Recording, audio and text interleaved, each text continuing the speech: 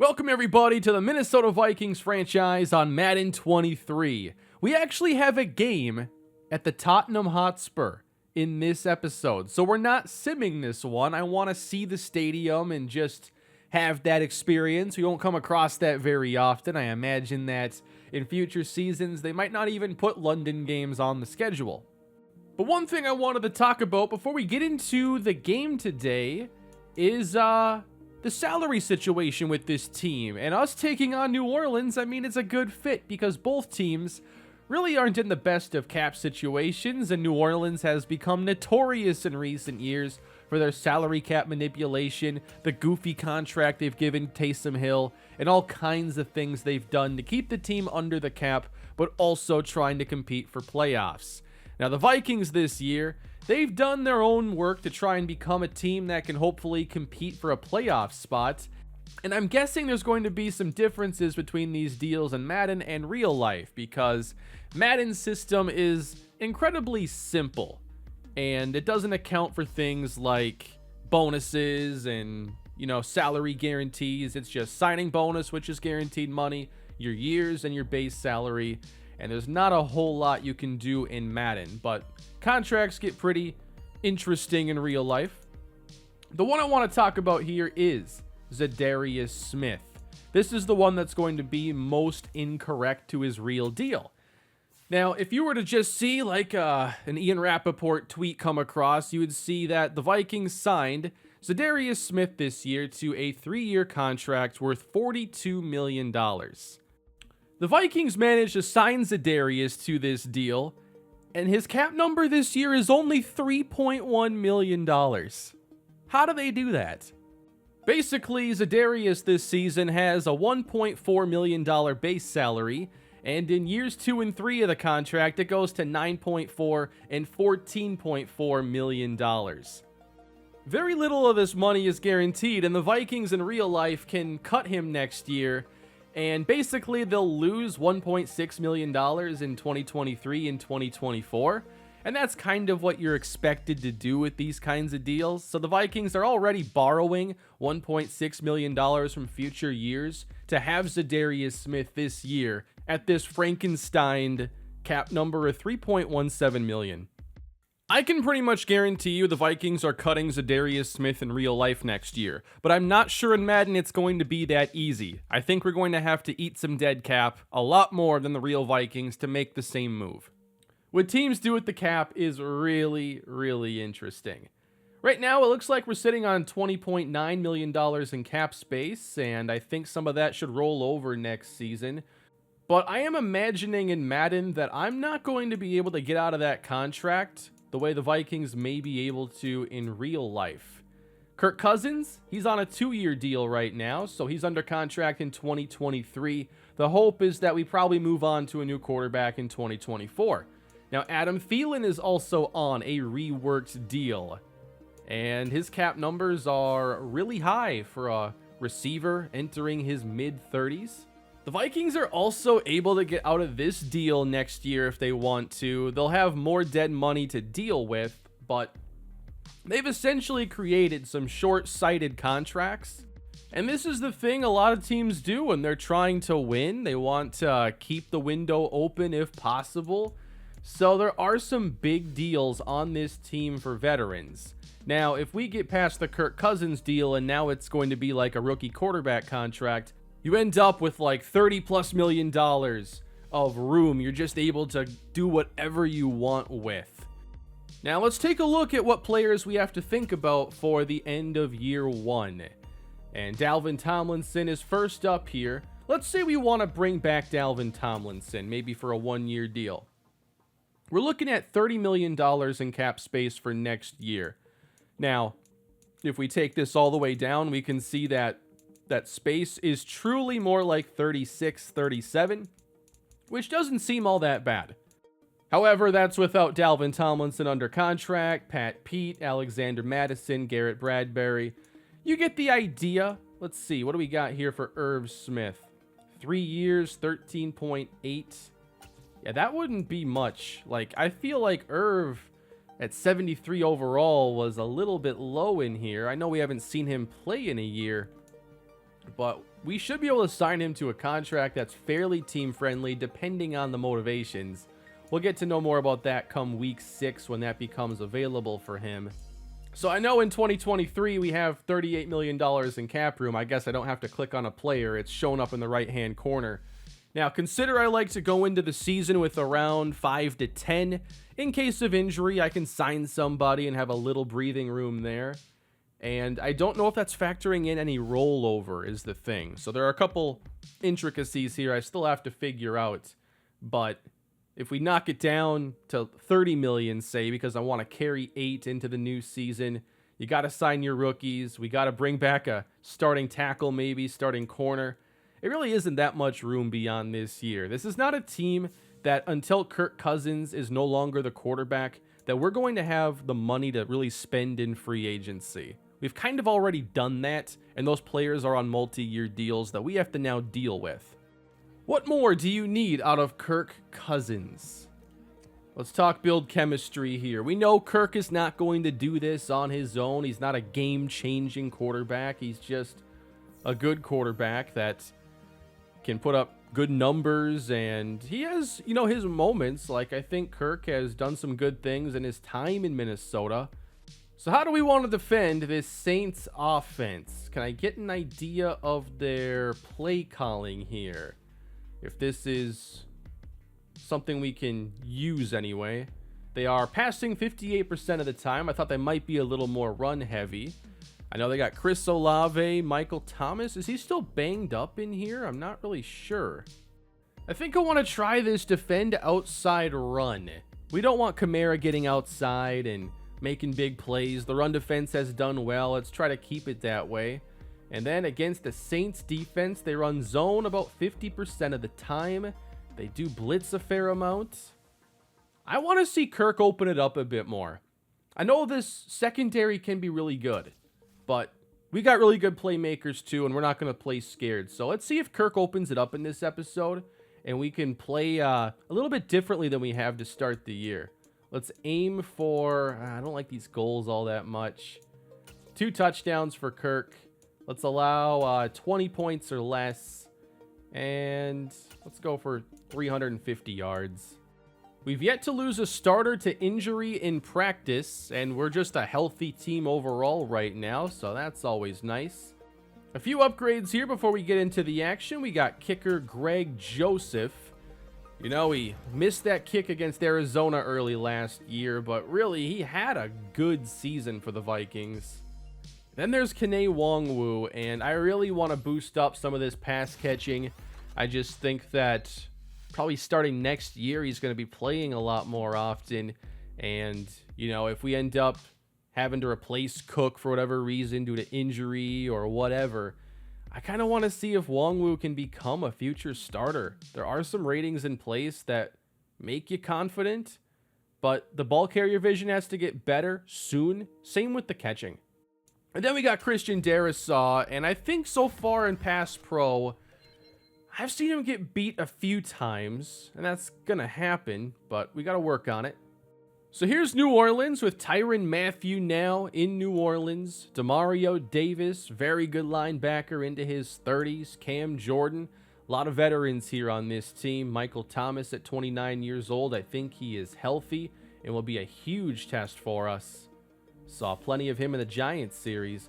Marshawn Lattimore, Alvin Kamara, Ryan Ramczyk, and of course at quarterback, it's going to be Jameis Winston. It could be a 5-touchdown day. It could be a 5-interception day. It might be the both of those. But let's go see what's in store for this episode.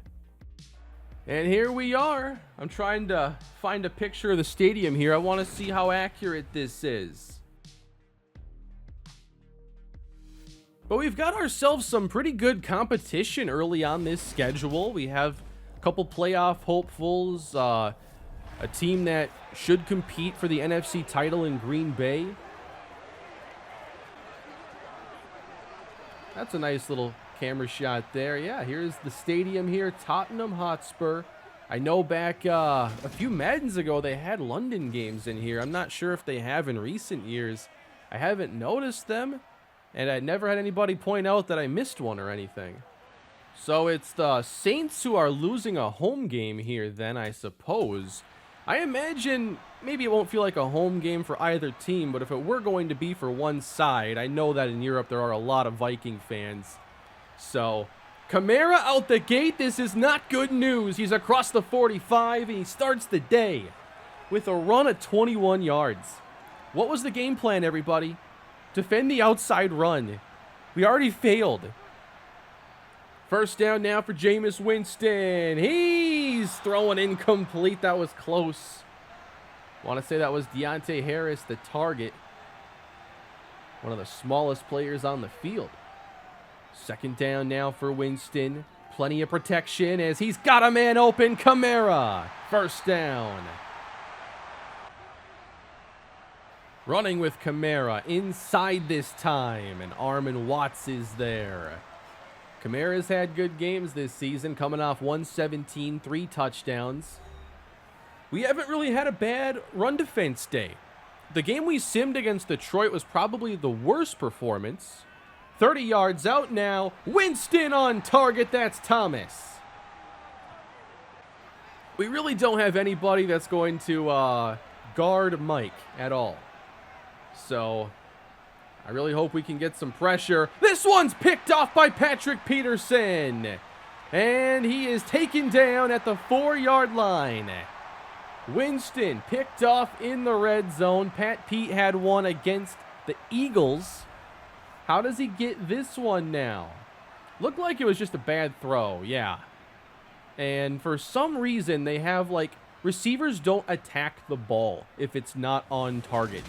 Like, of course, there's aggressive catch, but there is no aggressively attack the ball that was thrown 3 yards wide of the target. That always favors the defense. Cousins for some quick yardage. He's down the sideline. Come on. That's Johnny Munt out to the 43. I only thought he was going to go 96 yards there for a split second. Quickly realized that was not going to happen. Dalvin Cook now shakes the defender, but gets taken down still for just a yard. Cousins, did he just receive that snap with one hand? Look at Kirk over here, just one-handed, no problem. Hit the pass to KJ Osborne. Now in these series traditionally, if you're not familiar, we don't watch anywhere close to all the games, and it's part of how we move quick. Cousins completes first down. Here in the beginning, getting used to the team, we watch a lot. I imagine the middle of the season we'll do a lot more simulating, but as we settle in here, wanted to watch a couple of these matchups, and then I meant to sim this one until I saw it was the London game. Caught by Osborne again. This time we faked to Dalvin Cook. Cousins airing it out at the sideline. Jefferson can't reel it in. Good to see some aggressiveness, though, from Kirk. And that brings up a 3rd and 2. Osborne, third catch, first down. Bootleg left. And Cousins has Osborne again. All of a sudden, 4 catches for KJ Osborne. We haven't seen much of him in the first couple games, just a catch here or there. But a big part of this first Vikings possession that started back inside our 5-yard line. And now we're only 17 yards out. This is Cook to the right side, and he'll get 4. Facing a 3rd down, Vikings go empty. Cousins needs at least the 6. He's got his man, Dalvin Cook, at the 2. And now C.J. Ham, the fullback, is in. And Cook has nowhere to go in the backfield. Where are the receivers, though? Cook deep in the eye. Play fake. Cousins in trouble. He fires incomplete through the back of the end zone. So it's 3rd and goal from the 5. Osborne to the right side. He's matched up with Lattimore. Safe to say he won't get the target. Cousins, end zone. Got it! Touchdown, Justin Jefferson. We saw him get 2 of those in the last episode. I bet he was wishing this game was in New Orleans, though, after playing at LSU. kind of missed the chance to go back there this season. From what I've seen so far watching the slow sim games in Madden 23 is you'll see more long possessions and less big plays. So you really need efficiency out of your players. I think if you were doing something like this, it would further highlight inaccuracy because you'd need to complete, 6 to 7 passes on a drive in some cases unless you can get those really big throws. And Winston, I thought he was looking for one there. He just kind of no-look threw that away. Interesting time to break out the trick throw. Second down now. This pass is broken up, and that's Andrew Booth, who was all over Michael Thomas. Double A gap now, third down. They bluffed. Winston's got time. Deep to the sideline and out of bounds. Good defense so far from Minnesota. Minnesota in control at the 18-yard line. It's 1st and 10. And we'll give this one to Jefferson. Uh-oh, Cleveland is shaken up here. That's left guard Ezra Cleveland. Solid, average guard, I would say, which has a lot of value in the NFL. On second down, Cousins on target. It's Jefferson. I think I like keeping him in the slot more so, and if he really is going to play the Cooper Kupp role in this offense, then I expect him to line up there most of the time. You have a lot of options with who you want in the slot on this team. Dalvin now. This game is kind of weird about that first contact. The running back has such an advantage, even when it looks like they shouldn't. It just kind of creates a broken tackle out of thin air. Cousins intercepted. What a play by Bradley Roby. I thought Thielen had that. And Roby stole it. How'd he do this? Thielen seemed to have good leverage here. Roby. Oh, okay. Thielen reaches. Roby reaches. And I guess Roby wins. See, that's why I don't really buy the whole physics-based direction that Madden has gone in with everything. Because if that were a physics-based outcome, neither player would have made the catch. Their hands would have collided. The ball would have been tipped. Probably hit the ground harmlessly. Second down, trying to bring pressure wide open. First down, that's Jarvis Landry. See, in the London game, they should put fans in the stands that have all 32 teams' uniforms and a bunch that are super old. New Orleans at the 28. Winston across the middle, and he's got a man. That's Hardy. Forgot Deontay Harris goes by Deontay Hardy now. Andres Pete shaken up. I've seen a fair amount of O-line injuries so far in these games. 11 yards out, Kamara inside, and Harrison Phillips is right there to stuff him. 10 yards out, they try it again. That time Watts was there. Teams really haven't been able to run at those three interior rushers. 3rd and 10. Winston trying to tie the game. He's under pressure, looks back at the end zone, and it's caught by Landry! What are you doing? It got tipped twice. A very Vikings thing to have occurred here, as this was tremendous coverage. It gets tipped by Peterson, Harrison Smith, and Landry just happens to have it land right in his hands.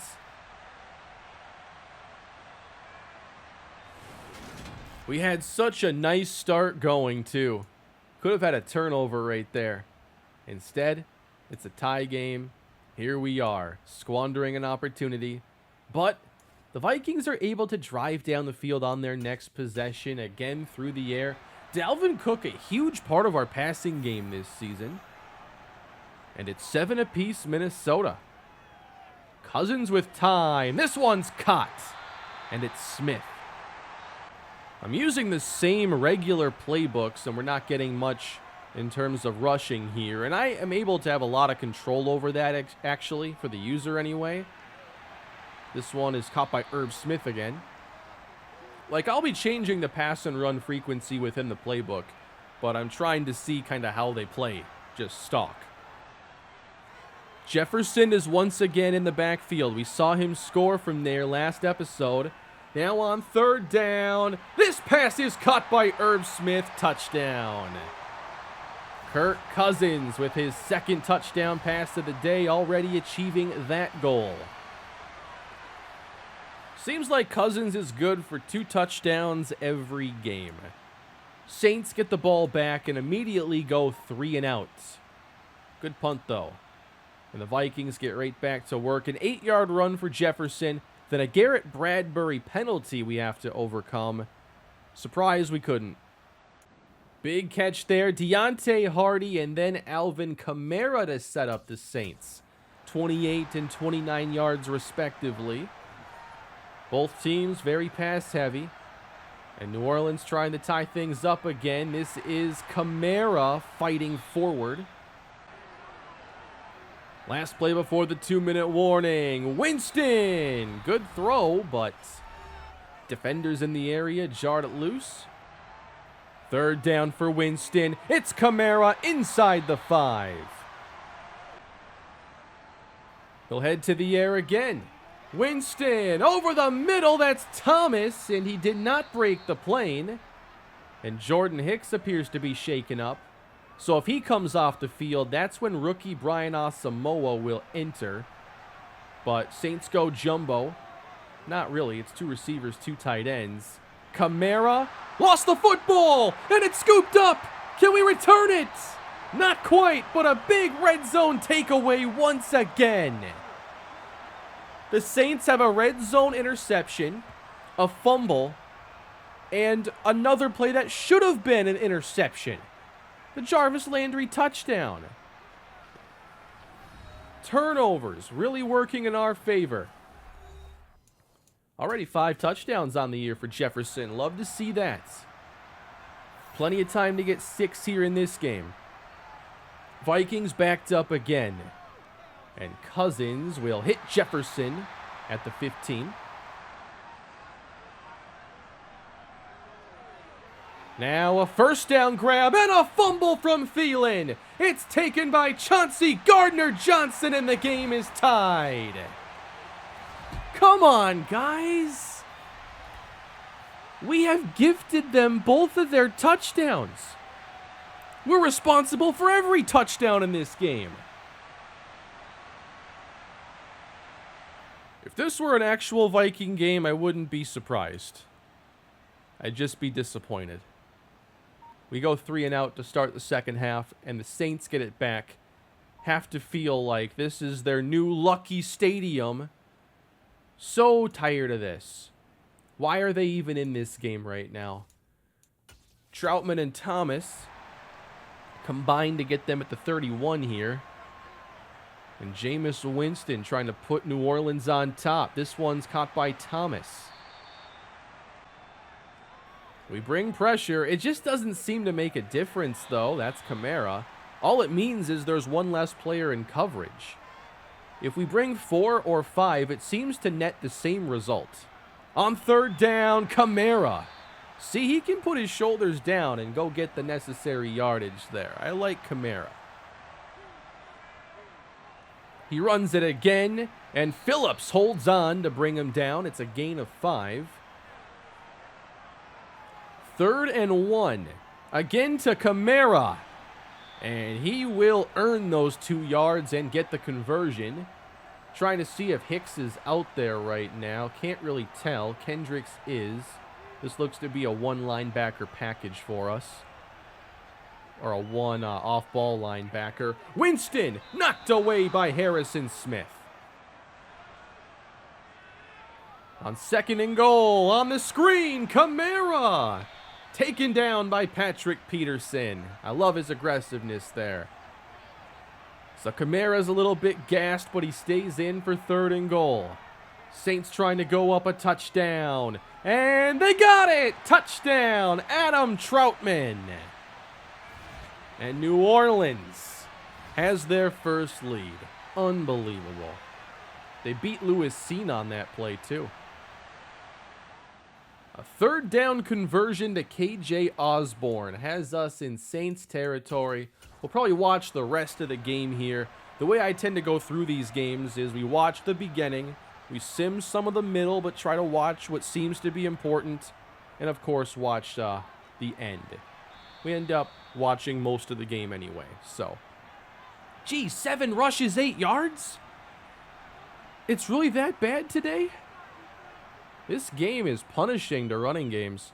On second down, underneath now, it's Dalvin, and he will stay busy in the passing game again. Really hope we're not running here. But on to the fourth quarter we go. So if Kirk Cousins can get it done, it's a fourth quarter comeback for him. Comeback, Kirk is under center. It's 3rd and 3. Thielen alone, isolated left. We do run. We somehow get it. 4-man rush. Cousins incomplete that time for Irv Smith. Coverage was good. Now they have 8 in coverage. And Cousins has Jefferson. He'll take it to the 27. And now it's 3rd down. They got Tyrann Mathieu in the zone, I see. Cousins. He throws it away. On 3rd and 4. So was this the best option? Saints were playing man coverage. Let's see. I mean, you can throw that to KJ. They did cover the routes that aren't over the middle pretty well. Kirk doesn't let it rip here. Doesn't take the one-on-one to Jefferson either. Oh, and now we're going for it. All right. We're aggressive here. I like it. Cousins needs 4. He gets it. Holding on is Irv Smith Jr.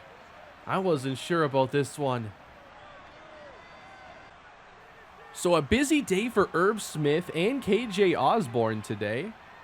Now it's 2nd down. Here is Thielen.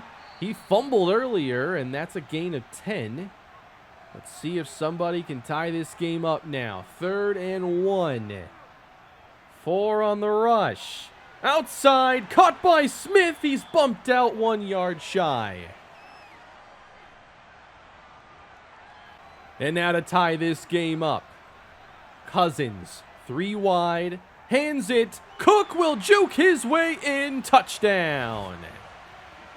And this game is tied up. Or it should be. Today we're going down to the wire against New Orleans. Jameis Winston trying to answer back. Under pressure, this is Kamara. And Smith wraps him up. Only a gain of 2. They'll swing it out to the running back a lot in this game. I'm not used to that. I think it's an interesting thing to keep in mind. Like, you have to pay attention to the nuances of the gameplay and how players are going to be used, but every team we've seen has wanted to throw it to their backs. 3rd down. Winston circles and throws off the mark. It's incomplete. Lucky it was only that. So just keeping that in mind, this seems to be a Madden, specifically in this series, where we want to make sure we have a good pass catcher out of the backfield. Drops there will hurt, and you want somebody who, when they have the ball, can they make someone miss in space? Can they get those extra yards for you? Again, it's not a big play Madden, so those things just become a little more emphasized. 8 to play. Cousins for Dalvin Cook. There's a 1st down. Mario Davis is good, but he's not keeping up with Dalvin. Whatever he's losing in the running game, he's making up for as a receiver this year. But there's 5 yards to Dalvin Cook. 15 yards, 11 rushes. It ain't easy. Now it's a quick pass, and Jefferson turns upfield. Kirk over 330 yards passing. We head to the air again. Cousins is flushed, fires across the middle, and that was as dangerous as it gets. There was no receiver in the area. Now he fakes to Dalvin. Feels the rush, finds Irv Smith. He gets 5 more. Irv with 10 catches on the day. And now a 3rd and 5. This is a long field goal try from here. Caught by Osborne, and he is taken down. A 1-yard pickup, and will bring out Greg Joseph. This is a 52-yard try, right hash. Field goal is up, and it is no good. No good, he missed it wide left. Joseph had plenty of leg, but he gives the ball back to New Orleans. So we've gifted the Saints a couple touchdowns, missed the go-ahead field goal in the 4th quarter. This is Minnesota Vikings football, unfortunately. Deontay Hardy is shaken up on the play. 5.5 minutes to go. And the Saints are in control right now. Trying to bring pressure. It's out to Kamara. Down he goes. That's Danielle Hunter. Winston on 3rd down. Caught by Kamara. 1st down, Saints. They go to their best playmaker again in the key moment. 4.5 to go. Running inside. Kamara with an opening. 7 yards. See, their running game has been better than ours. I'm surprised they haven't leaned on it a little bit more. As we go inside 4 minutes to play. More Kamara. More 1st downs. And I don't like this situation here because they can keep moving the ball in this fashion and they'll keep draining at least 25 seconds between snaps. This could be the last drive if they slowly work their way down the field. Taysom Hill is in the game. He did a terrible job blocking, but Kamara did this all on his own. Gain of 7. Kamara running left, has the opening, goes for a first. That is not Kamara, my bad. That's Tony Jones. Now Kamara is back in. Last play here before the warning. They do have to run this snap. Running left again. Kamara upended. They try the right side. Kamara hit back. I want to see if we actually use our timeouts at all in this situation to save us. Like, if we get a stop here, we should. They go to the fullback. And the 2-minute warning? No, we call the timeout. The 2-minute warning flashed by the score bug. But we do use a timeout there, as we should. And the Saints will try to go ahead with 1:34 left to go. Will Lutz, 25 yards. It's good. And that means comeback Kirk has 90 seconds to go and engineer a game-winning drive, or at least force overtime. It's returnable. Kene Nwangwu. Nowhere to go, really. There he is. Is Kirk ready for the big moments this year? It's a new offense. Here we go. Kirk Cousins. This is why you make the big money. That was Irv Smith's 11th catch of the day.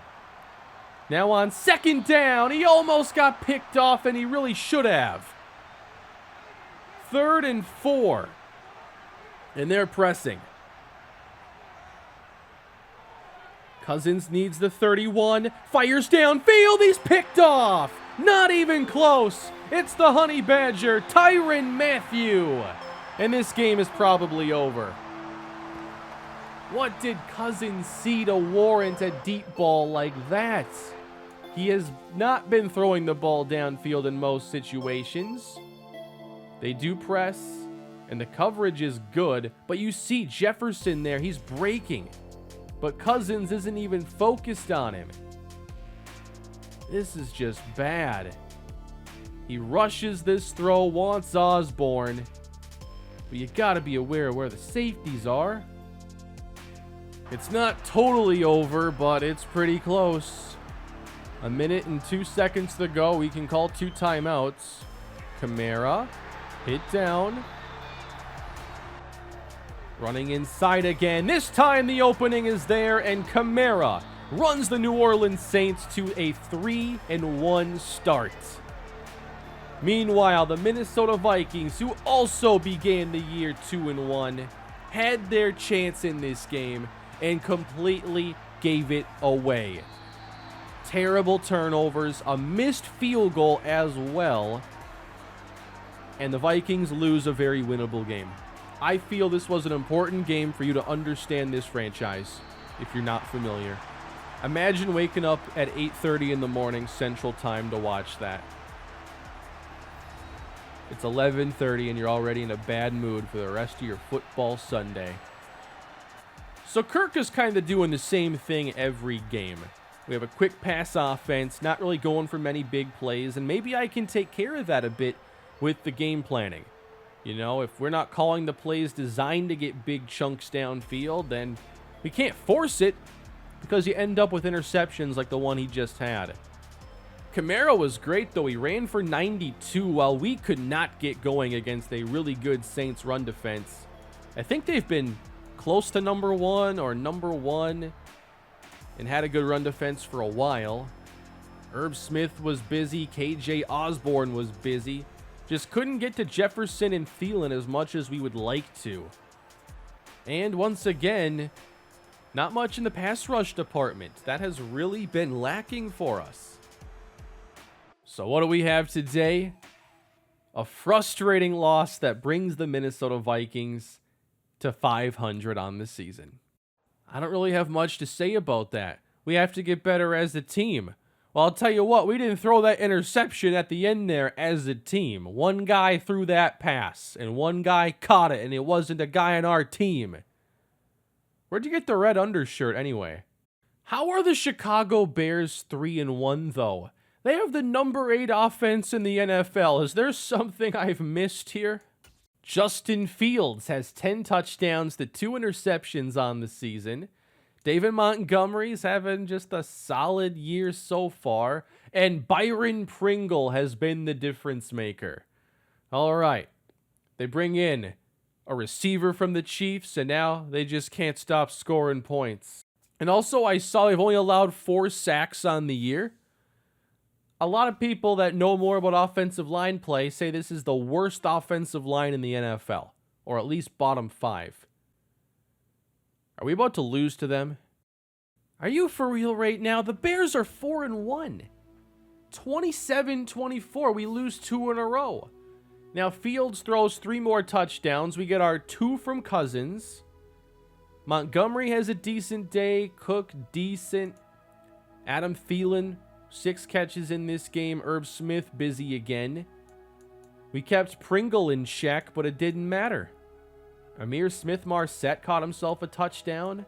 We got to get more out of this edge rush. We got 1 sack in this game for Danielle Hunter, but I think this pass rush has been really disappointing to start this season. It's not at all what I expected. We're not bottom of the league, but we are close. And we've invested a lot more than some teams here. We have 7 sacks on the year in 5 games. We need more. On top of that, we're not running the football well. We're only scoring 23 points a game. It's just hard to feel confident in how the season has started to this point. But don't you worry. Maybe against the 1-4 Dolphins, who have the worst offense, and they're pretty much last in everything or close. Maybe we can get back to 500, which is all I heard last season. And the Vikings are suddenly 2-4. This is not looking good here. It's a 32-18 win. Now we don't even get the 2 touchdowns from Kirk. 3 for Tua, 1 for Kirk. Dalvin did his thing here for 83 yards. They couldn't run the ball whatsoever. This is just not working out like you hope. We even had a few more sacks in this game. We at least had 2, which is still nothing special. So we've lost a couple games by a field goal, 10-point loss, 14-point loss. Now it's the bye, and that means we're playing no more games going into the trade deadline.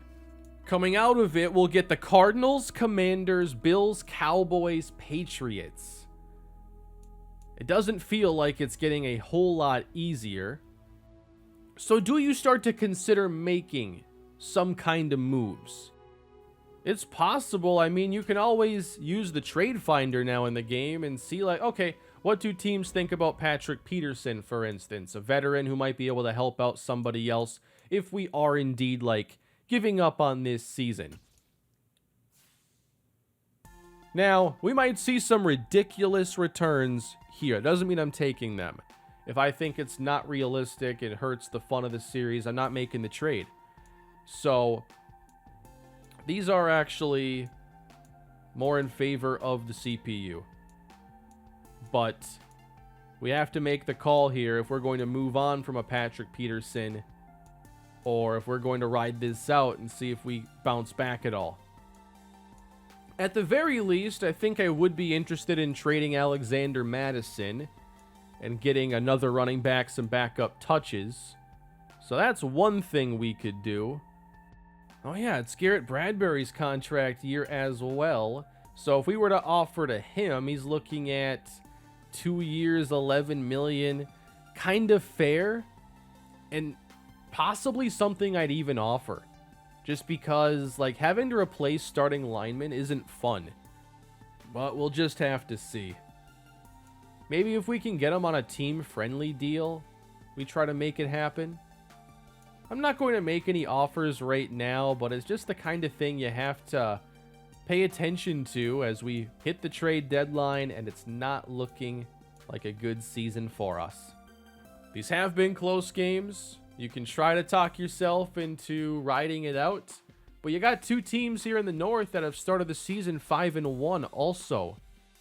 The Broncos are 0-6. So if the season ended right now, we would be tied for the 5th worst record with, you know, way too many teams here. But that gives you an idea of where things are right now. 3 losses in a row after a 2-1 start. That's why it hurts when you drop a game like we did against the Saints. That was so winnable. 3-3 feels a lot better than 2-4. But that is going to do it for this episode, everybody. Let me know what you think. Is it time to start trading? Do we believe in the team we have for the rest of the year? Let me know in the comment section. Please drop a like and subscribe to the channel, and I will see you in the next episode. Have a great day.